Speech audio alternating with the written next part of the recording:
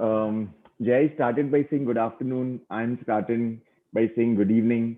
This is pretty much what is our TP jurisprudence all about.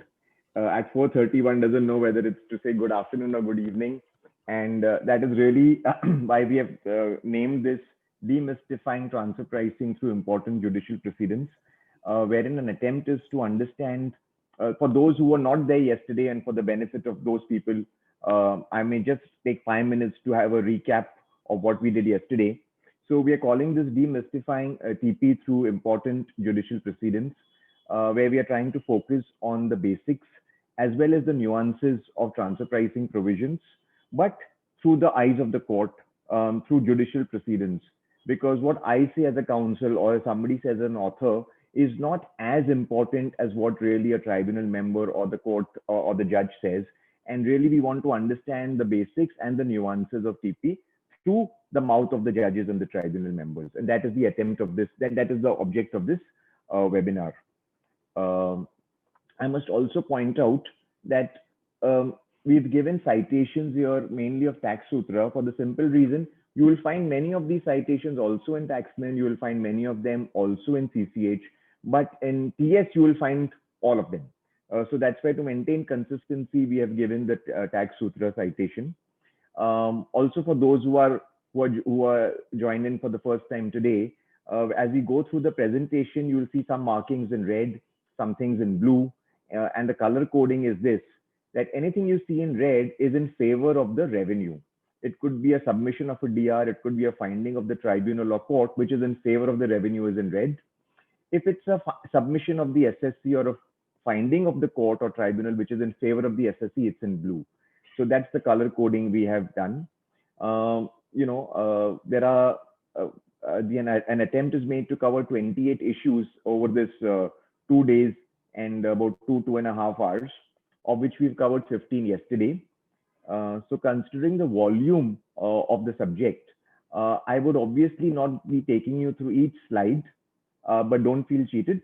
This will be there on at least my social media through my LinkedIn, Facebook, and I think even Tax Sutra would put it from their side. So you can always read it at leisure. So please don't feel cheated if you cannot read each and every line or each and every slide of this presentation.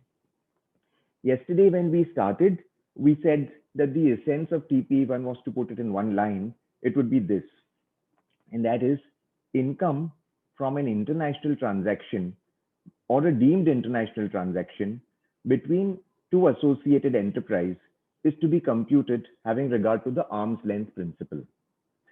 A lot of the disputes in transfer pricing, as far as the legal disputes are concerned and not factual, just center around this one sentence, what I have said. And the first A, B, C, D chapters is really the tax litigation which has arisen out of this one statement, what I just made. So the first thing I said is income arising from an international transaction. So the first three cases deal with this aspect of income. Now, what if there is a receipt, which is a capital receipt? So I'll quickly just go through this. So 1, 2, and 3 says that if there is a receipt which is not taxable income, then TP provisions will not apply. And you could have a situation of a capital receipt not being taxable, and therefore TP provisions would not apply. You could also have a situation where, let us say, a particular revenue receipt is not taxable by virtue of the treaty.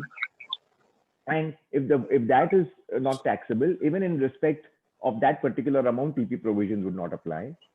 You could also have a situation where you have transactions with your AE, but they do not impact your taxable income under the Act, as in the case of Vanud with number 3, which was a case of a tax TTC, a tax tonnage company, where the revenue is really computed on the tonnage transported and number of days involved, and the amount you pay or receive from your AE has nothing to do with your taxable income. In such a situation or any other case of presumptive taxation, there is scope to argue TP provision should not apply. When we come to the aspect of international transactions, judgment 4, 5, and 6, the issues therein dealt with international transaction, wherein the courts and tribunal have held that a letter of comfort is not akin to a corporate guarantee and therefore cannot be subject matter of transfer pricing.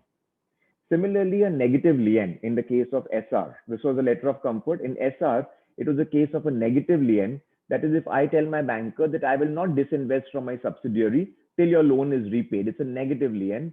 Maybe my SSE, my AE benefits out of it, but since there is no loss to me, it's just a negative lien. It cannot be made subject matter of transfer pricing. Also, if there is a case of a performance guarantee.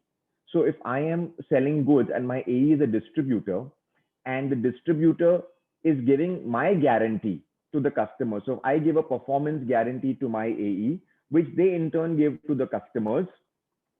That performance guarantee cannot be made subject matter of transfer pricing, because this performance guarantee I'm giving is more in the nature of a stevedoring activity. It's like, because I'm giving a performance guarantee, my distributor will be able to sell, my AE distributor will be able to sell my products. They may earn a commission of 5%, but the 100 rupees of gross revenue will come to me. And therefore, even a performance guarantee would not be subject matter of transfer pricing. The next issue is, what is a deemed international transaction? Yesterday, there was a question in connection therewith, which I got after the webinar. So I may just explain one basic fundamental concept.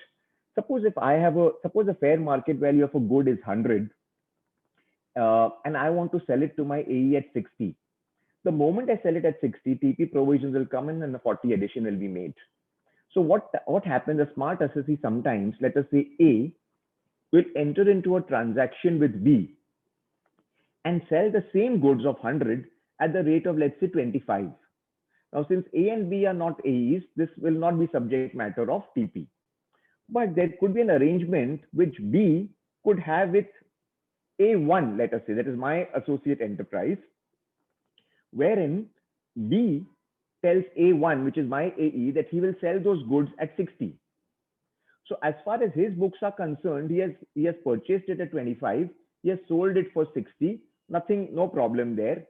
As far as me and my AE are concerned, me and A is X is B is concerned, we are not AEs, that will not be subject matter of TP. But in effect, I have transferred my money, I have transferred my goods to my AE, which is A1, through B.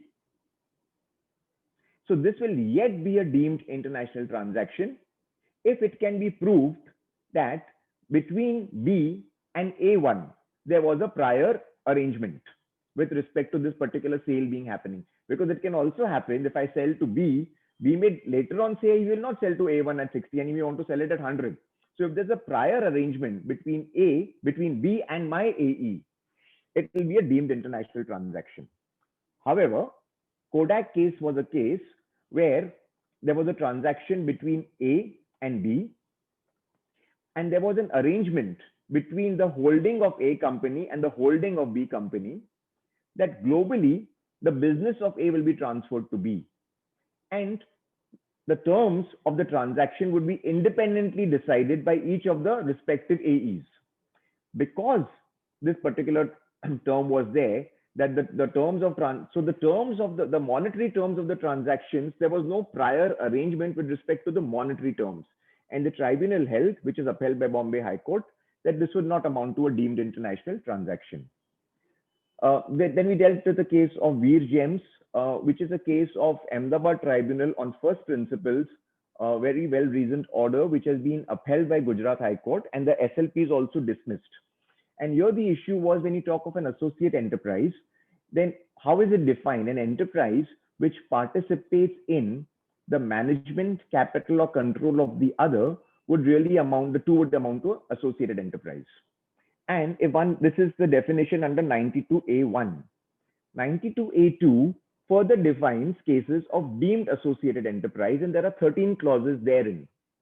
The issue arose here to both the conditions have to be fulfilled for two entities to be an associated enterprise, and the tribunal held that both the conditions have to be fulfilled, and this order has been upheld by the Gujarat High Court, and SLP is dismissed.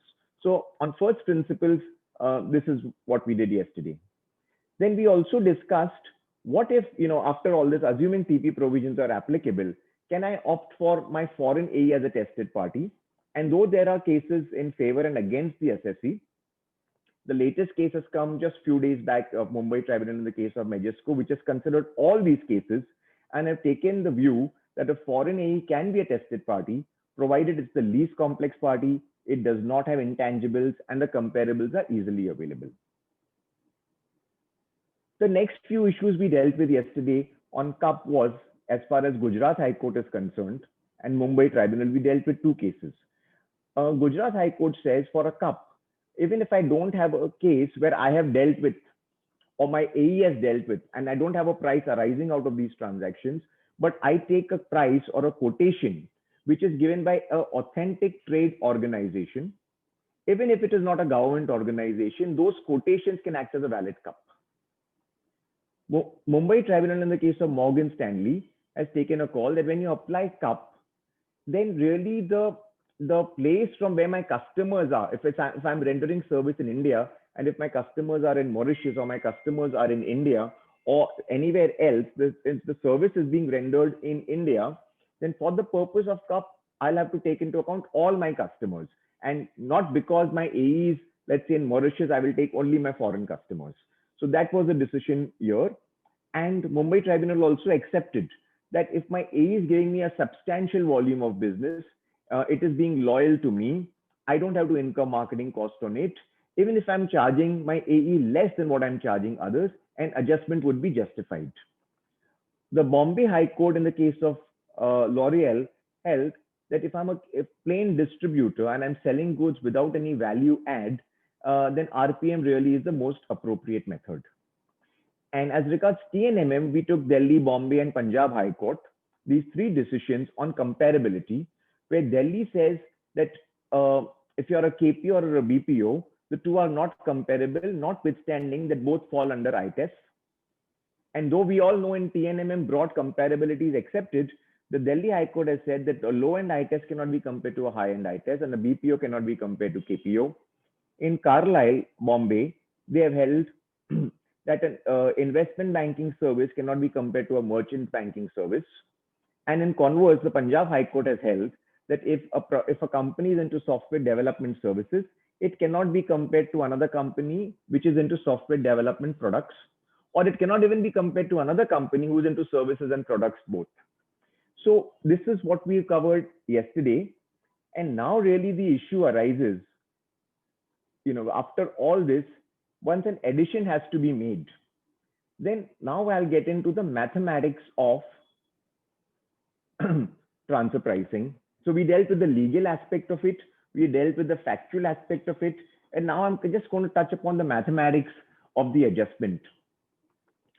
So though there are now, this is a case very dear to me, and though this case we argued and it was upheld by Bombay High Court, but I choose to give the Mumbai Tribunal decision here rather than the High Court, because High Court has just upheld it.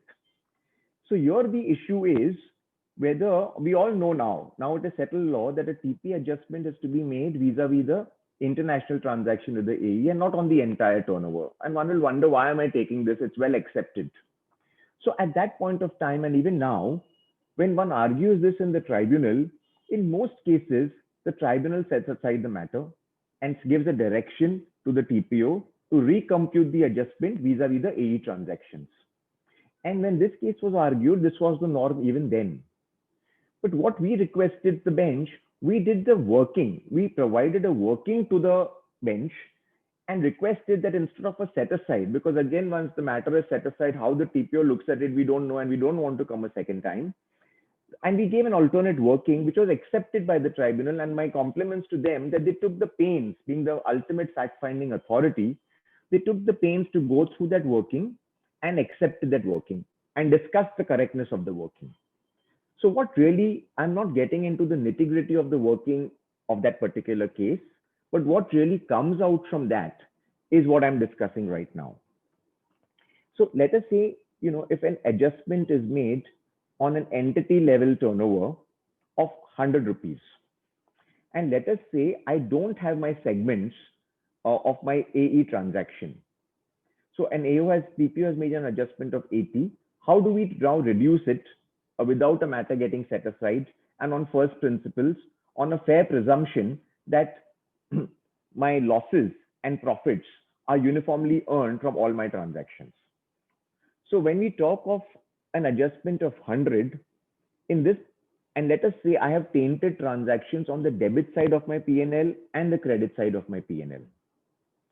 Let us say if the credit side of the P&L the gross is coming to 60.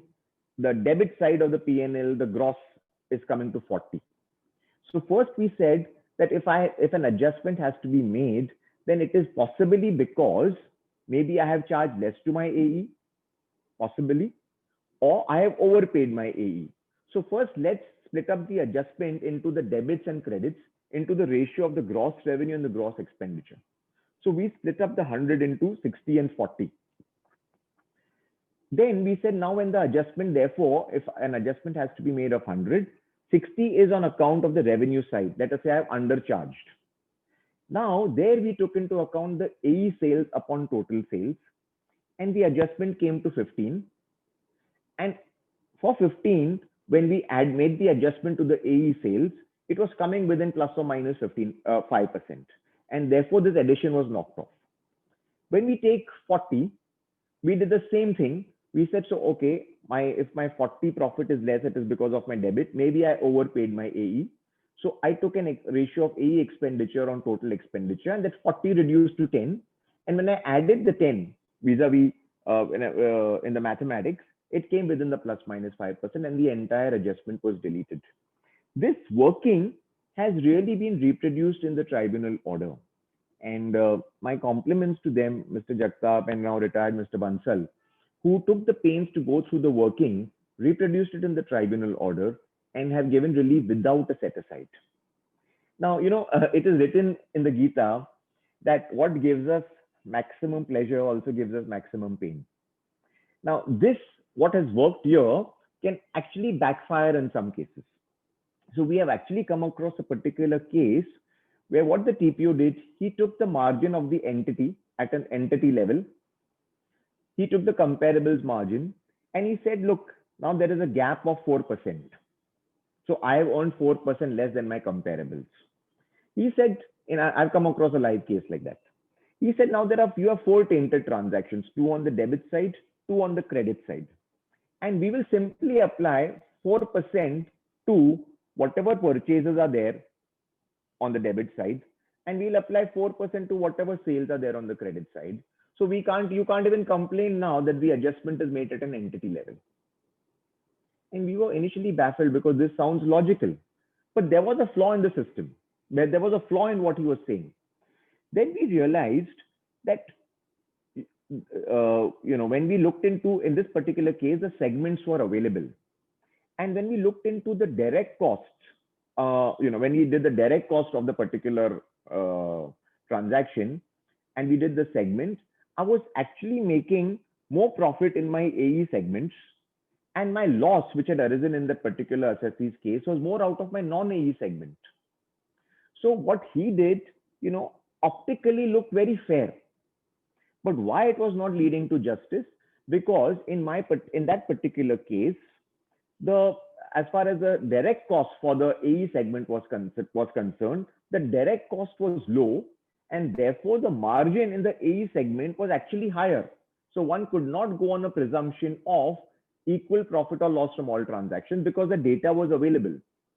So we gave that particular segment, and that seems to have been accepted. So what comes out of this is, if we have the direct cost available, if the direct cost in the AE segments is particularly on the lower side, then a segmental approach is better. And ideally speaking, a TPO may ask that the segment should be audited. And many times you have this practical difficulty that the books are audited, the segment is really coming out of it, and the segment, so to say, is not audited. So on this, there is a case of Chennai Tribunal in the case of Honeywell, wherein they said if your books are audited, if the segment is coming out, if the company is taking on the segment from the audited books, then that particular segment, even if it is not audited, it should be accepted, and therefore the alternate approach of segmental was accepted and the addition was deleted. So this is the mathematic part of the TP, which I thought is, because ultimately whatever you argue on law, whatever you argue on facts, what is important is how is the adjustment to be computed. And this is a very, very critical aspect of any TP assessment. And I thought if one reads this Alstom, the tribunal order, one will at least get an idea as to how an working can be done. And one can even be more innovative in terms of the working one can do. The next case now, the next 7 cases. So we have now really covered the basics of TP. The next 7 cases which I propose to deal with, or the next 7 issues, are issues which are arising out of specific transactions. But those specific transactions today are also pretty rampant. So you'll have a lot of litigation on these 7 kinds of transactions. And I have taken, therefore, those 7 as specific transactions.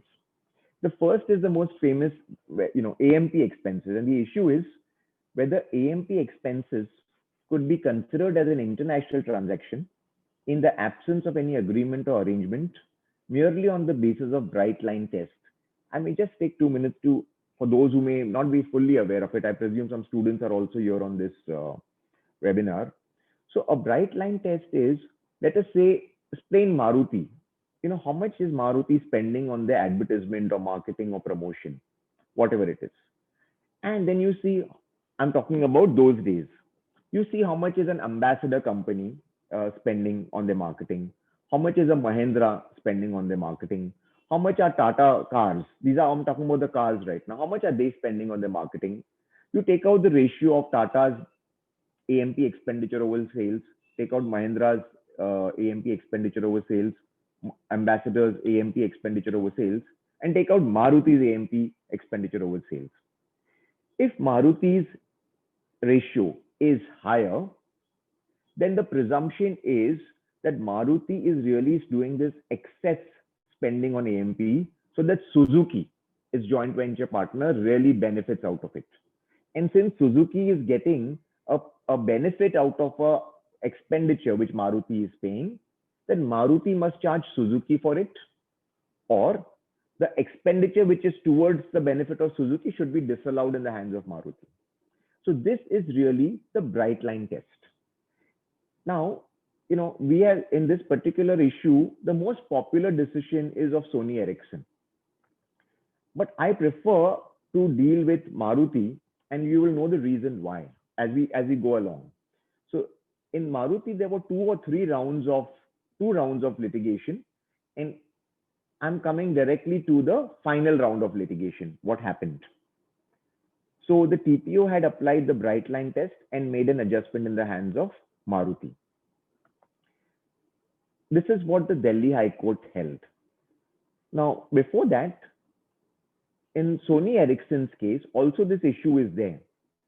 So in Sony Ericsson's case, the Delhi High Court rejected the BLT and said BLT cannot be the method or way to make an adjustment. However, it also deleted the addition on the ground by saying that if one applies TNMM at an entity level, or even if one takes the segment of the AE, and if within that segment, if this AMP, if that particular segment is at arm's length, then the presumption is that even the AMP is at arm's length and no excess amount has been spent for the benefit of Suzuki. So that was the finding of Delhi High Court in the case of Sony. But in the case of Maruti, the findings were different, going to the root of the matter. So Delhi High Court held that under 92B1, an international transaction means a transaction between 2 or more AEs and shall also include a mutual agreement or arrangement between 2 or more AEs for allocation or apportionment or contribution to any cost, expenses incurred or to be incurred in connection with the benefit, service, or facility provided. So Delhi High Court first said there has to be a transaction which will include a mutual agreement or arrangement. Then they said that Suzuki had a number of transactions with Maruti on the issue of licensing of IPR, supply of raw materials, etc., which were benchmarked. The question remained whether it had any transaction concerning AMP expenditure. So there were transactions, international transactions between Suzuki and Maruti. The question was whether this AMP was an international transaction. They held that the revenue had to show that there existed an agreement or arrangement or understanding between Maruti and Suzuki, whereby Maruti was obliged to spend excessively on AMP in order to promote the Suzuki brand. Then they held that in the instant case, the very existence of international transaction was an issue. the revenue had failed to show the existence of any agreement, understanding, or arrangement between Maruti and Suzuki regarding the AMP spend of Maruti. The BLT had been applied to deduce the existence of an international transaction involving Suzuki and to make a quantitative adjustment. Now, here they made a they laid down an important ratio. They said if there is an international transaction, you can benchmark it with a method. But you can't take a method and from a method deduce an international transaction. You can't put the cart before the horse.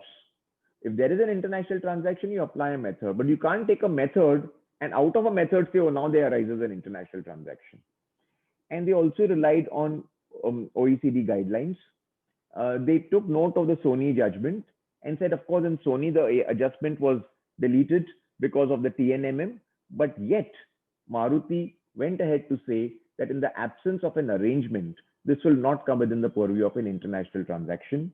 They also observed that the keywords as far as 37(1) are concerned were any expenditure laid out expended wholly and exclusively for the purpose of business.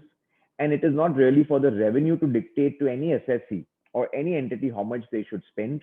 And it is well settled that if I incur an expenditure for my own business and there is an incidental benefit to somebody else, as far as I'm concerned, it is nevertheless an expenditure allowable under 37(1). So this was an important decision of Delhi High Court. Though there are two and Sony is popular, I think this is going to the really root of the matter. So that was the first specific transaction, AMP expense. The second one which we are dealing with is a case of a quasi-capital transaction. So here is a case where an ICO has given an optionally convertible loan to equity to an Irish company, which is the AE. So the ICO has given a loan to the Irish company. The terms of the loan are that the ICO will have an option to convert this loan into equity. And if they choose not to convert it into equity, then whenever the loan is returned, it will be returned with interest at the rate of LIBOR plus 290 basis points. Now, in this particular case, though the option was for 5 years, within 1 year itself, this loan was converted. And for that 1 year, within a year itself, therefore, no interest was charged. The TPO noted that the SSE had not charged interest on these loans. He relied on a Supreme Court US decision in the case of Pepsi Cola Bottling Company and said that the character of this instrument was predominantly debt rather than equity and computed interest at 7.02% for that 1 year on the loan provided. This is what the tribunal held. The tribunal observed that the lending in question was in the nature of quasi-capital in the sense that substantive reward or true consideration for the loan transaction was not interest simpliciter on the amount advanced, but the opportunity to own capital on certain favorable terms. They said you cannot compare this transaction to a simple loan transaction. Further, it held that the right comparable for a transaction of a quasi-capital was a similar transaction of lending money on the same terms, that is with an option to convert the loan into equity on materially similar terms. And since the consideration for giving the loan in such case was the opportunity and the privilege of owning capital of the borrower on certain favorable terms, comparison should have been done with other loans giving similar privilege and opportunity to the lender. Accordingly, it stated that a quasi-capital transaction could not be compared with a simple loan transaction where the sole motivation and consideration for lender is interest on loans, and concluded that the ALP adjustment was unsustainable. So this is in today's, and while dealing with the Supreme Court decision of the US tax court, they held that the particular decision was not with respect to ALP determination. And they decided the case in favor of the SSE. So this is really Also, they noted that it was also noted that on lapse of the assessee's right to exercise the option of converting the loan into equity, the assessee was entitled to interest on commercial rates. And it was not the case of lower authority that the interest so charged, which means so agreed by the assessee, was not at ALP. So one has to keep in mind, what if this arrangement was not there? Then obviously the outcome could have been different. So this is the second issue of a specific transaction. Now we come to the next issue of interest on outstanding receivables, and I have not taken any one particular case for this. And one will really wonder, when you talk of outstanding receivables, so I have an AE transaction. I have sold something to my AE. That money is still outstanding to me. Assuming my transaction with my AE is at arm's length, can the outstanding be considered as an international transaction? And obviously, I'm not charging any interest on outstanding. Most people don't do. Can a TPO say, no, this is also an international transaction, and make an adjustment thereon? And if one wonders where does this come from, this is really coming out from the amendment in 92B, where an explanation is added. And I'm referring to clause C of the explanation, and I'm reading therefrom. So 92B speaks of international transaction. It's the meaning of the international transaction. The explanation says, for the removal of doubts, it is hereby clarified that capital financing, including any type of long-term or short-term borrowing, lending or guarantee, purchase or sale of marketable securities, or any type of advance, payments, or deferred payment, or receivable, or any other debt arising during the course of business will be included in an international transaction.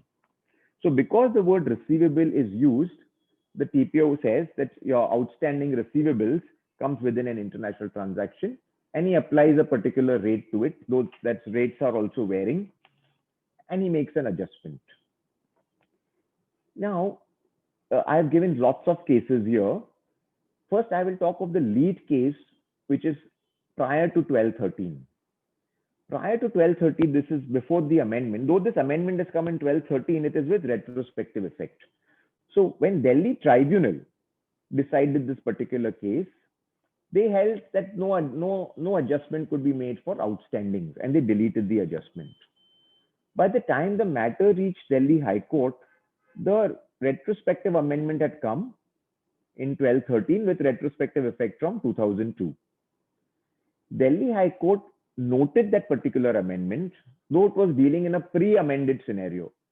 It noted the amendment and said that really, if one goes by the words which I just read, capital financing, including long-term, short-term borrowing, lending, etc., blah, blah, or receivable, Delhi High Court said the principles of ejusdem generis should apply, and merely because there's an outstanding receivable, it would not amount to an international transaction unless the TPO can show that the object of keeping the receivable outstanding for long was really to support my AE, or was the intention was to finance my AE.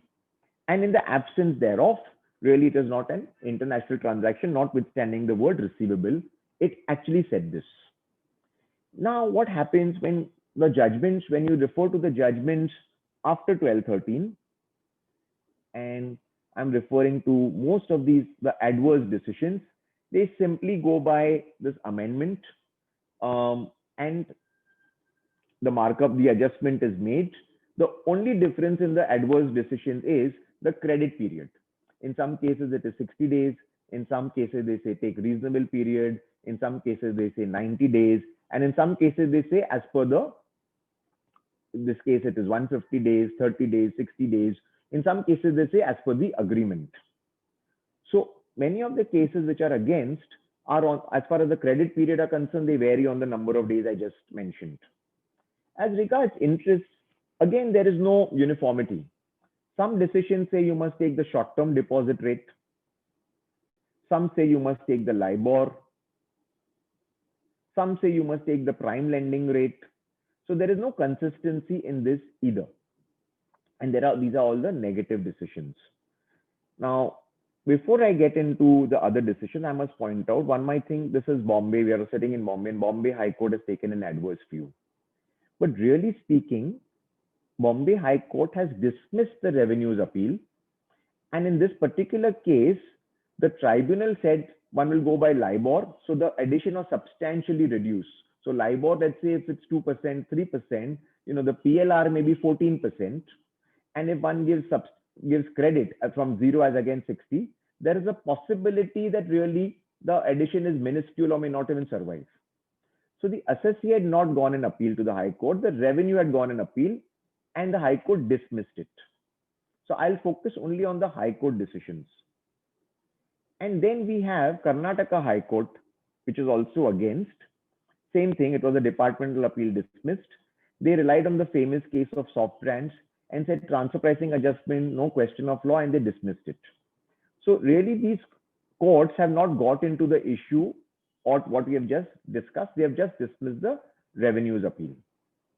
Now, quite frankly, one way to look at this transaction is that if I am selling goods, let's say if I'm rendering service to a client, and I charge 1 lakh, and my client is prompt and he pays me in say 1 month or 2 months, and I have a cousin who has come to me.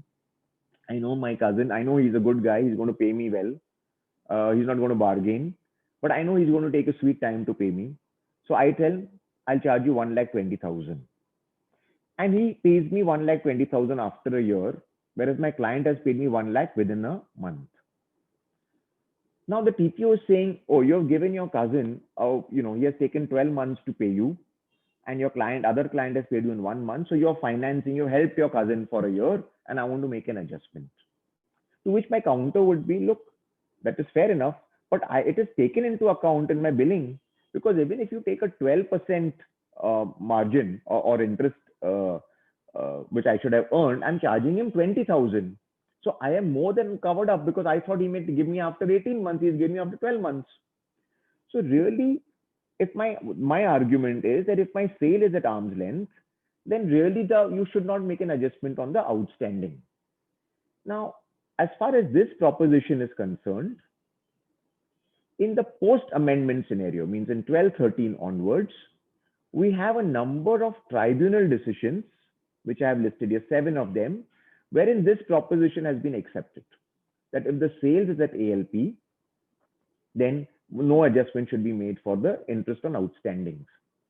However, as I mentioned, we also have one Bombay High Court and one Karnataka High Court, where departmental appeal was dismissed, which is prima facie seems against the assessee. Whereas the principle which is adopted here is that of Delhi High Court in the case of Sony Ericsson, in case of AMP expense, when they said that when the entire segment is at ALP, then part of the segment, which is the AMP, is also at ALP, and there is no excess AMP. That similar kind of ratio in a way has been accepted in all these cases. And to be honest, I think this is a reasonable proposition, though there may still be scope to argue that it's not an international transaction. But to tell you honestly, the risk of arguing this proposition now on the basis of Delhi High Court, and where it says adjustum generis, there is a risk that the tribunal may send back the matter and tell the TPO, you look into it, are you seeing a particular trend of financing? However, I'd be happy if the tribunal says that since the TPO has not inferred such an arrangement, then there is no need to give him a second chance. And really, this is not an international transaction, but we yet need a bold tribunal decision along these lines. But be that as it may, there are a number of decisions which say if your sales are at ALP, then no adjustment should be made. Now, there is yet another proposition. What if, as I said, my argument, as the example I gave for my cousin and my client, what if I say that, look, I also have clients who don't pay me for a year, and I'm not charging any interest to them. So when you talk of benchmarking, then benchmarking, one of the best methods is CUP. And I'm saying, look, I have a client, I have paid him the same service of 1 lakh. My cousin is again 1 lakh. And both have paid me. One has paid me in 10 months, other has paid me in 10 and a half months. What difference? So I'm not going to charge my client. I'm not going to charge my cousin. And this argument really has been accepted in one Mumbai tribunal decision of Frost and Sullivan, and which is in the post-amended scenario. And this decision of Mumbai tribunal has really relied on a decision of Bombay High Court of Indo-American, which was pre-amendment, wherein this particular aspect was accepted. Now, frankly, though Bombay High Court is in the pre-amended scenario, as far as the cup method is concerned, pre-amendment or post-amendment would not make any difference. And I think this is another good defense to say that why no adjustment should be made on AE transaction if I'm not charging interest to my non-AEs. We have a third line of argument in favor of the assessee, where you'll be surprised, there is Delhi High Court on it, which says, which of course it's a very short order, which says that if the assessee is a debt-free company, and if it doesn't charge interest on outstandings from AE, then no adjustment should be made. And they are emphasizing on debt-free company. And with respect, I'm not quite sure about this reasoning, but I'm more confident about the reasoning of sales being at ALP or me not charging non-AE, though they are of the tribunal, as against the higher forum, which has gone on the reasoning of a debt-free company. But this is with my limited knowledge. Somebody else may be convinced about this also. So this is where we stand today. So a lot of litigation, contrary views, but one thing I think is, if at all an adjustment has to be made, let us say the argument of the last resort is that one says, look, as per my, if there is an agreement with my AE that I will charge them interest, I've come across some of the cases where they say they will charge interest 60 days after the agreement period. And if what is in the agreement, and the agreement says that the outstanding should be realized within 60 days, and 30 days therefrom, let us say, interest will be chargeable. One has really taken that into account while in the pricing. And at worst, if the credit period should be as per the agreement, and as Delhi High Court and Bombay High Court in Tata Autocom and Cotton Naturals have held, that when the loan is in a foreign currency, then really the rate is LIBOR. So I feel even in a matter like this, then LIBOR should be taken at worst. The argument of the last resort should be LIBOR, obviously not PLR. And in Bombay High Court, which was on principle against the assessee, LIBOR was accepted. So that is the last resort. Though, now in a situation like this, what if I have made an agreement and yet I have not charged interest? So my agreement says 60 days credit and 30 days thereafter I will charge interest, and I have not received the outstanding and I have not charged interest. I feel, in my humble opinion, there is still scope to argue that when you talk of benchmarking, you have to take an uncontrolled transaction. So you can't say my transaction is not at arm's length because I had agreed something. Let us say I had agreed that I will not charge interest at all. Would the department have accepted my agreement just because I'm saying so? Similarly, because merely I'm saying I will charge interest and I have not charged interest, that should not be the basis to thrust upon me a liability. First point, because it has to be, the argument applies both ways. So if I say in my agreement I will not charge interest, will the TPO accept? No. So merely because my agreement is saying I'll charge interest after 3 months, that should not go against me. One has to have a uniform approach. The second is, I say, now these days the median concept is in, as you know, after 15, 16, the median concept is in and the margin concept is out. And in the median concept, if my margin is within that median, I'm at arm's length. So if my transaction, it is possible that if my transaction with my AE is at 2 crores, I'm at arm's length. I may be at arm's length even at 1.5 crores. I may be at arm's length even at 2.5 crores. So one alternative argument can be that, look, if you want to make an adjustment of interest, let us say of 30 lakhs right now, and you make an adjustment of 30 lakhs and my revenue transaction, my sale is 2 crores, please test it that had I charged, if my transaction is at 160, would I still be at arm's length under the median concept? If the answer is yes, then you say, look, the very fact that I'm now charged 200, though I would have been at arm's length even at 160, and if you add 30, it comes to 190, but actually what I've charged is 2 CR. And really one must take a pragmatic approach and say, yes, though I had agreed to something like that, but if you see, I'm charging 40 lakhs more than the arm's length, which more than compensates for the interest. So I think in an appropriate case, it may be worthwhile to even test this proposition. The next judgment we come to, this is a special bench decision of Instrumentarium Corporation, a famous decision. Most of you all would be aware of this.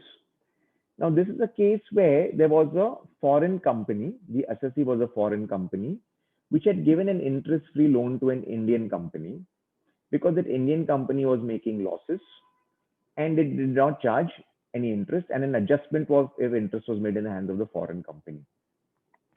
The assessee's argument, I'm talking generally and not just vis-a-vis this case, and principle, can be also that if you go by the tax effect in the FCO's case and one applies the treaty provisions, then really the interest will be taxed at the rate of 5 to 15% in the FCO's case.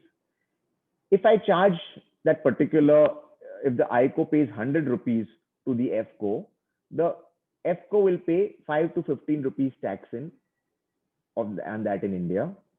The ICO would get a deduction of 100 and would really save 30 rupees of tax in India. And really, as far as the Indian government is concerned, there is, assuming this is 10%, there is a loss of 20 to the government if the FCO really charges the arm's length price of the interest. And keeping the object of TP in mind, that really there should not be any adjustment on this. And one of the arguments was based on this provision 92.3, which says that the provisions of this section shall not apply in a case where the computation of income under subsection 1 or subsection 2A has the effect of reducing the income chargeable to tax or increasing the loss. Now, really, frankly speaking, what is the effect of this 92.3? 92.3 is that if I have sold my goods to and my AE at 100, and by virtue of the ALP of the goods is 90, then TP provisions will not apply here. I mean, the Indian company cannot say, no, now, my tax me at 90 rupees and not 100. If it's having an effect of reducing income, it will not apply. Or I have paid my AE 100 and the arm's length price of this payment is 120. So I'll say, look, the arm's length price is 120, give me a deduction of 120. So this section says I cannot take the TP provisions to my benefit in this particular way. That is the object of this. So the assessee had relied on this particular provision from the foreign company's perspective. So this is what the tribunal held. Tribunal had 92.3 refers to computation of income in the hands of the assessee, and it does not say that you must take a holistic view of the matter. So as far as FCO is concerned, by virtue of the TP provision, the income is going up. There is no reduction of income. So 92.3 will not apply. And one really cannot take a holistic view. You cannot take into account the FCO and ICO's total tax effect in India by virtue of 92.3, which on a literal interpretation is correct. The next thing they held, that the amount by which the assessee's income was increased, which is the foreign company by way of ALP adjustment, was in any case not available as a deduction in the hands of the Indian company.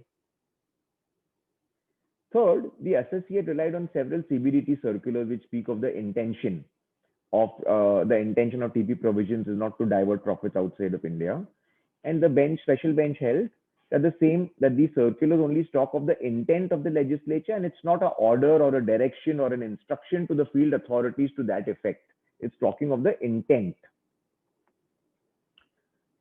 Then they said, even if you refer to the second proviso to 92C4, they said it is not warranted as it applies to situations distinct from in the prevailing case, it held that the proviso constituted a bar against the lowering of non-resident AE's income as a result of lowering the deduction in the Indian AE's hands, which was not the case here. The associate relied on an Australian tax office ruling to say that the computation of income should be based on ALP should be discretionary, and the special bench rightly observed that it is mandatory in India.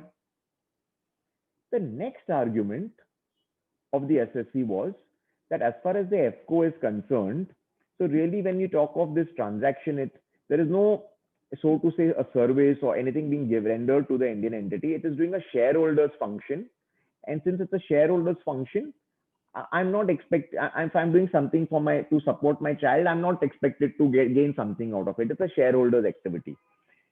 With respect to this argument, the tribunal held that the shareholder activity argument could not be adjudicated in the absence of facts to support the contention, and that it had been raised for the first time. Now here there is some breather, and maybe on the basis of this, a door may be opened in some deserving cases on this argument. So let us say if one can demonstrate and one takes this plea at the lower authorities and not for the first time in the tribunal, and one has proper papers to support it as to what is the need of the loan and etc., how it may benefit the FCO in the long run. Possibly by virtue of this, there may be some scope to argue in some deserving cases that no interest should be charged.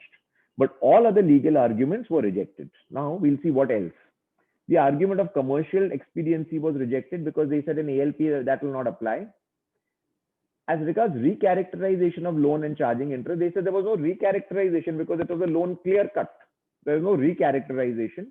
And the argument that no notional income cannot be brought to tax was rightly rejected because, frankly, if you say notional income cannot be brought to tax, then the entire TP provisions will fail.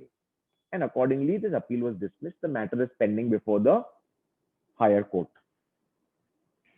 Now the point arises in this given situation, do we have any, is there a scope? Is there some benefit, is there some relief we can get notwithstanding special bench? I don't know, but I'm making an attempt. So first thing is, since special bench has not rejected the argument of shareholder activity, possibly on this basis, there may be some scope, some hope to argue, if it is taken at from inception, that if it's a shareholder's activity, then an interest-free loan given by a foreign company should not be subject matter of TP. Second, as I mentioned, we've already seen amendments in the Act. So we saw the amendments of not the amendments, we saw the provisions. Now, unless an amendment of converting that intent, because what the special bench order says, that these circulars is not an order, direction, or instruction. So unless it becomes an order, instruction, or an amendment comes in, one goes on a literal interpretation of the provisions and on the way it is worded, you can't really find flaw in the reasoning of the tribunal, unless an amendment comes in. Now, is there yet some hope at a higher forum that a contrary view may be taken? And I'm just making one more feeble attempt here, that, there are cases where, the law is based on the statute where you interpret a particular word. And then you have a second set of law, which you call judge-made law, which is, case law is actually a judge-made law, which is going beyond the language of the statute. Now, in this particular case, if one goes by literal interpretation, there is really no scope to say that there is any flaw in this judgment.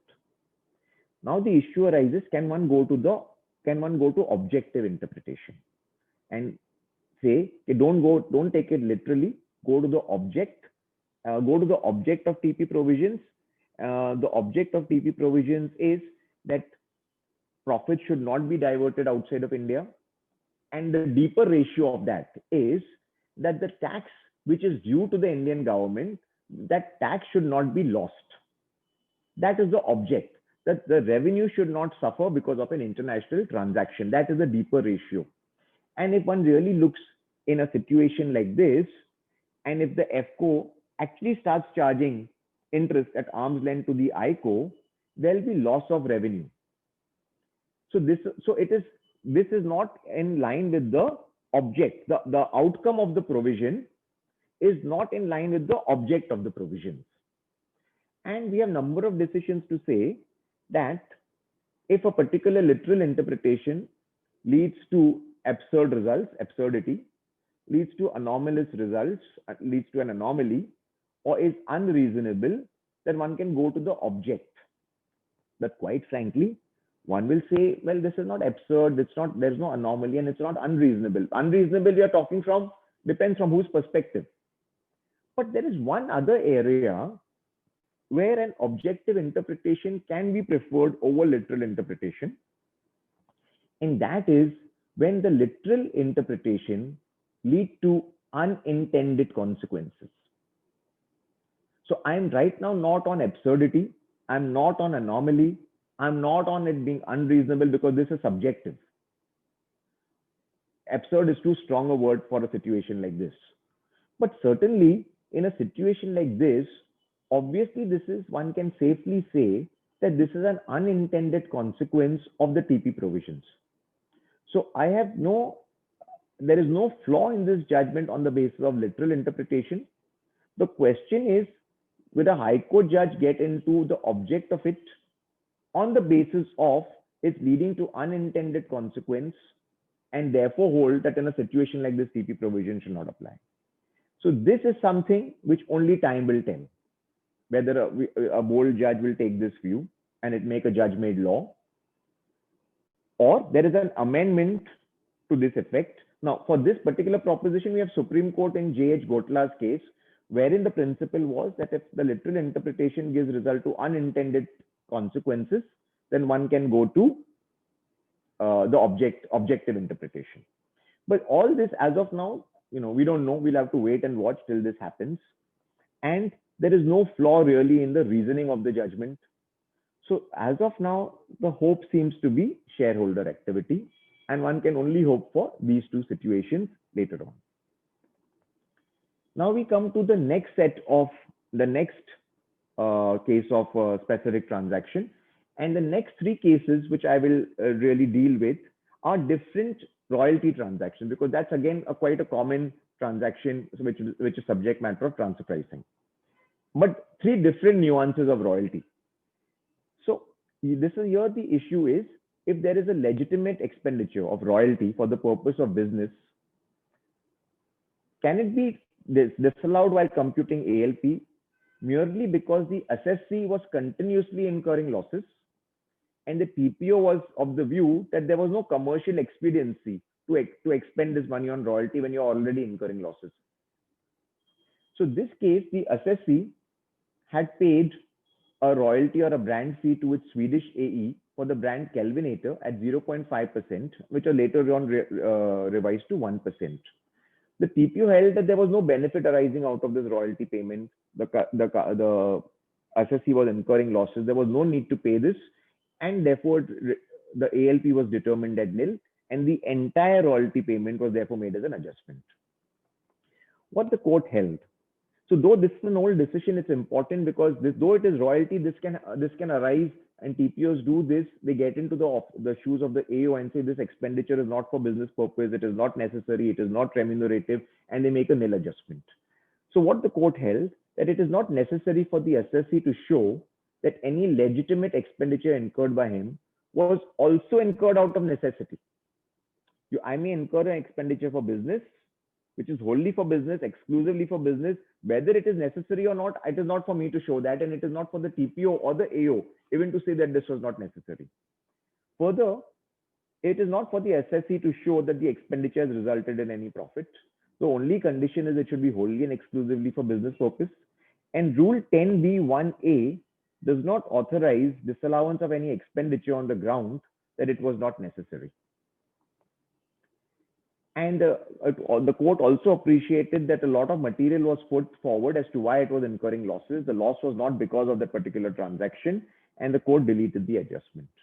So this is Delhi High Court on royalty, that the TPO cannot get into the shoes of the AO. The next case here is again a royalty, Now here, uh, a number of transactions have really taken place. So in this particular case, the assessee had entered into all these international transactions: purchase of raw material, sales, purchase of fixed assets, and payment of royalty. All these transactions were entered into. And the royalty was paid. One second. Yes. And all these transactions, the 1, 2, 3 transactions, on all of it, a segmental TNMO was done and it was held to be at arm's length. The TPO, however, felt that the royalty payment of 8% was on the higher side and made an adjustment accordingly. So what did the court hold?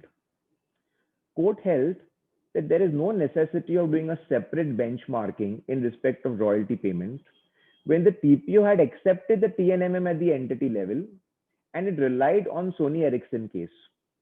So if my entire margin is at arm's length and that margin has come after taking into account the royalty payment, then just to pick up royalty payment and to say that 8% is on the higher side is not warranted.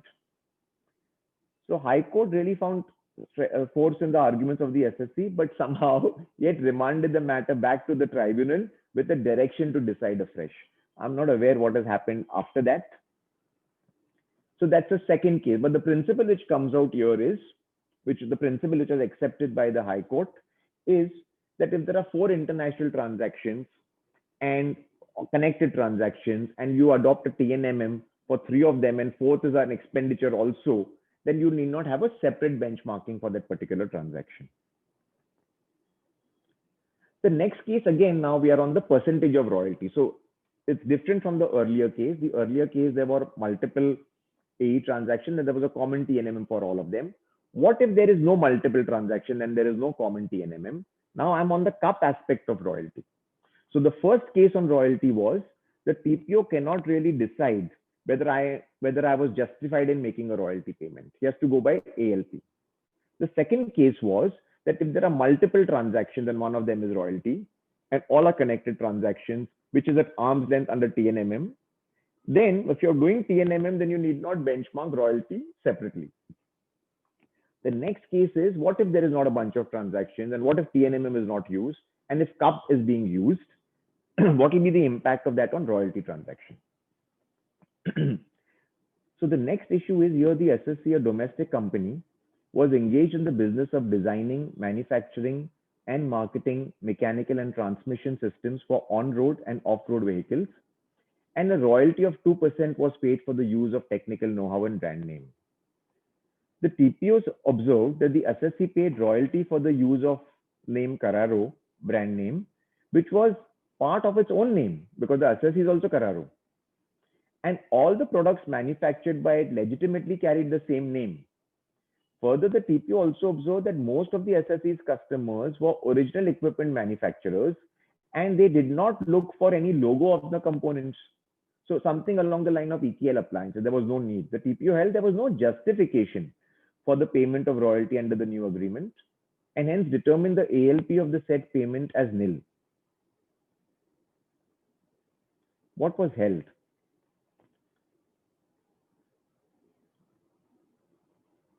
So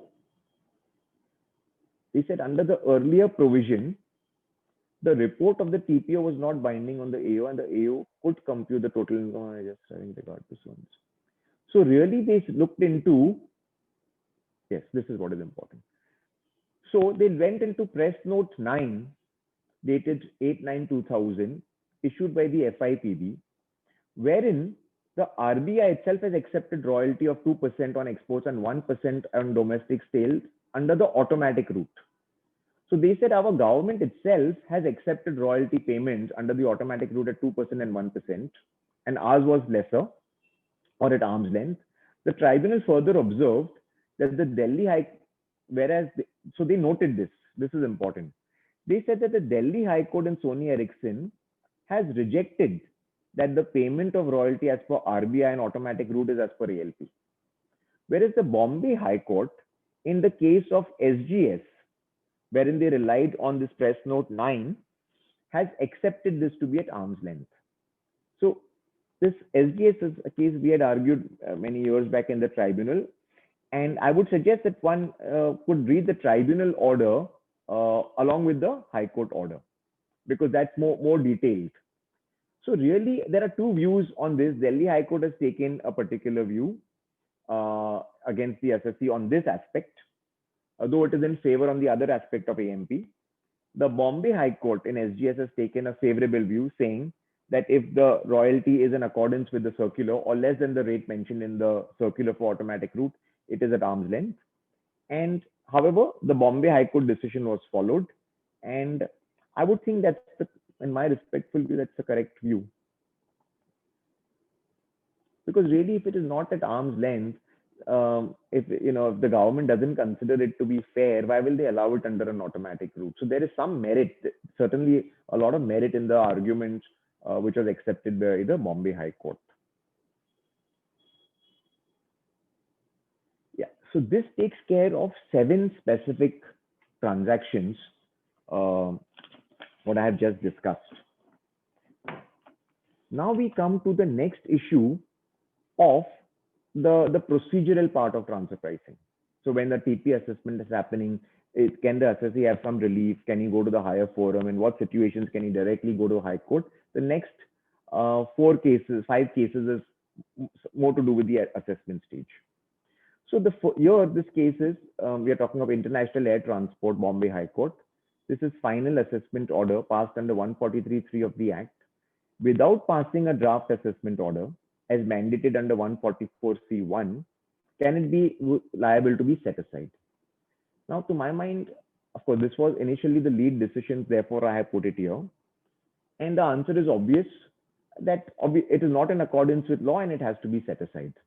Now, I may just point out here, set aside, the way High Court uses the word set aside and the way tribunal uses the word set aside is quite different.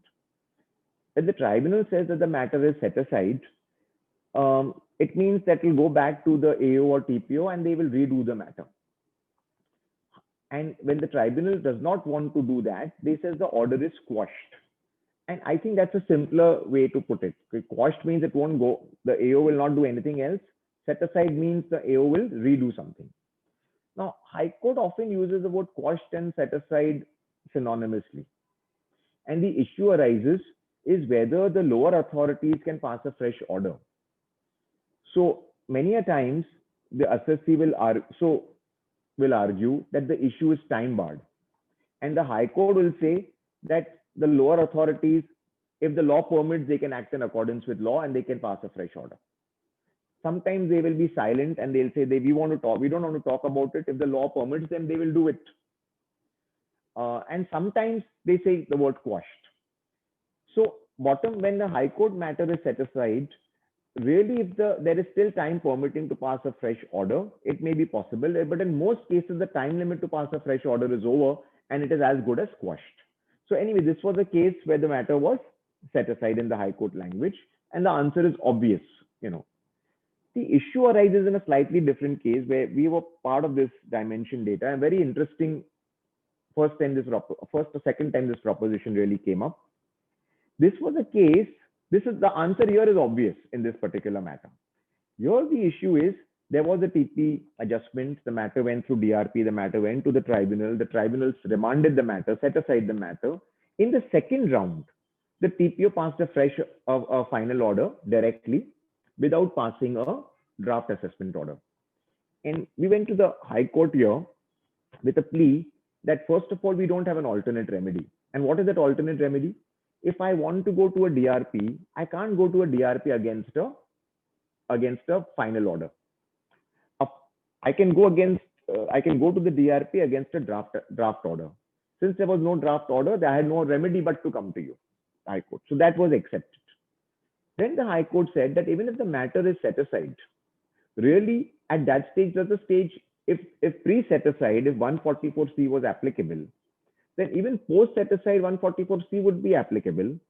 And the procedure of 144C, which talks of a draft order and DRP, should be adhered to. And in this matter, the High Court specifically used the word set aside and quashed.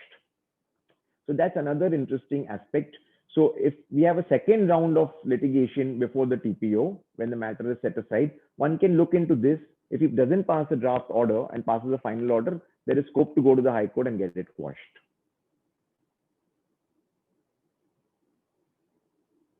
The next case is, what if he is not bound to pass a draft assessment order and he passes a draft assessment order? Can one still go to the High Court and get it quashed? And the answer is yes. So this was a case where the petitioner was not a foreign company, and so this is a case where an Indian company had incurred certain expenditure. There was an international transaction vis-a-vis the FCO. So Indian company had incurred certain expenditure. Out of the 4 expenditure, 3 of the expenditure was disallowed by the AO himself. And one which was referred to the TPO made no adjustment for that. But after this, the AO yet passed a draft assessment order, and the assessee went in a writ to the High Court. And the argument was this, that for 144C to apply, 2 conditions are there, either or. So either the assessee is a foreign company, which in this case it was not, and 2 is there is a TP adjustment. And in this case, there was no TP adjustment, though there were international transactions. And the court accepted that the prerequisite conditions of 144C were not fulfilled and quashed even these orders. Now we come to the next issue is, let us see what this issue is. So here the reference was made by the AO to TPO without giving the assessee an opportunity of being heard as required by law, despite assessee's objection that the impugned international transaction was not between associated enterprise and were liable to be quashed. So this is the issue. So if the TPO wants to make if the AO wants to make a reference to the TPO and the assessee raises an objection and says that the prerequisite is that there must be an international transaction between 2 AEs, the transaction which you want to refer to is really not between me and my AE. So in this case, the name of the 2 parties, there was a common name. And the assessee argued, but there was no common shareholding, there was no common control, and the prerequisite itself is not fulfilled. That we are not AEs, and you really cannot make a reference toward a TPO. When this objection was given by the AO, by the assessee, the AO simply said, look, I've already referred the matter to the TPO. And a writ was filed. And the court held that, look, as per the well settled, even the CBDT instructions, there are 2 things. One is there has to be a prerequisite before making a reference. And if the assessee objects to that particular prerequisite, then you must really entertain that objection. And if you're satisfied, then you make a reference to the TPO. And the CBDT circular also talks of giving a proper opportunity of being heard to the assessee. And this was accepted and the matter was set aside. And the reference was set aside in this particular matter. But here, it was not quashed. And the direction was to give assessee an opportunity of being heard. And if the AO is satisfied that this is not an international transaction, then obviously no reference would be made. So these are some of the cases where one can really, even at the TP assessment stage, one can go to the writ court. The next case, again, is a very technical case. Section 92 says, the CA says what? Where an assessee has entered into an international transaction or a specified domestic transaction, the AO may refer the computation of the ALP in relation to the said international transaction to the TPO. So here was a case where the AO made a reference of a specified domestic transaction. So the assessee had both, at specified domestic transactions and international transactions. And the reference was with respect to a specified specified domestic transaction. And the TPO went beyond this into the international transaction. And the tribunal appreciated that the section says he can refer the said international transaction, and the TPO has to then go along with that. And even this was quashed, that the TPO cannot go beyond the AO. So these are some of the technicalities in assessment where one can yet go to the higher forum and get relief. The last case which I have taken here is a case of Approver Systems Pune Tribunal. This is in in favor or in the same spirit of the VSV. So we all know that if an assessee is having exemption under 10A and a TP adjustment is made, then the assessee cannot say that, oh, I want to take the benefit of 10A for this TP adjustment. That's well settled. The question arises, what if in the spirit of cooperation, the assessee himself realizes, the TP audit is done, he realizes that he is not at arm's length, and he offers that income in the return of income itself and claims 10A on that. In such a situation, can he be debarred from claiming 10A? Because it's a TP adjustment suo motu offered by him. So this was the facts here, and the tribunal held that the proviso provides that no deduction. The proviso to 92C4 provides that no deduction under 10A or 10B shall be allowed in respect of the amount of income by which the total income of the assessee has been enhanced after the computation of ALP of the international transaction.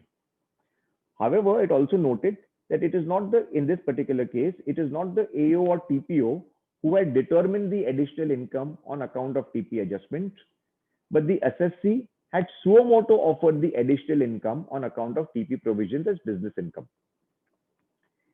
As regards the DR, we had argued this case in Pune. The DR argued, but look, what about the forex for 10A?